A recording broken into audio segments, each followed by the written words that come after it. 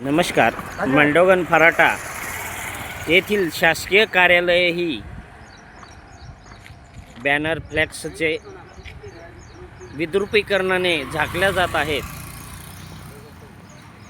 या ठिकाणी आज कमी फ्लॅक्सची बोर्डची संख्या असून या ठिकाणी मात्र ही जागा फुल भरलेली असते.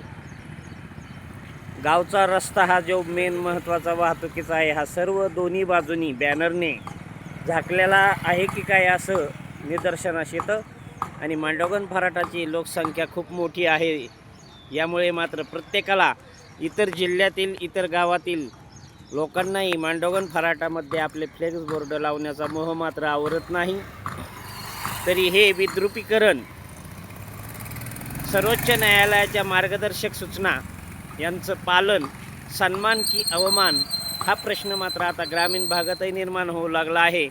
आणि हे असे जर फ्लेक्स बोर्ड वारं आल्यानंतर मात्र आता सध्या हे दिवस आहेत, अशा वेळी जर एखादा फ्लेक्स बोर्ड रस्त्यावरती अचानकपणे जर पडला तर त्या वाहन चालकाचे नियंत्रण सुटल्यास मोटरसायकल चालकाला जास्त करून याचा अपघाताचा सामना करावा लागू शकतो. आणि ही मात्र गंभीर समस्या आहे. तरी ग्रामपंचायतींनी याबाबत ठराव करावा अशी मागणी मात्र सध्या नागरिकांमधून होऊ लागली आहे. नागरिकांमधून अशी मागणी होत असल्याचे समजते.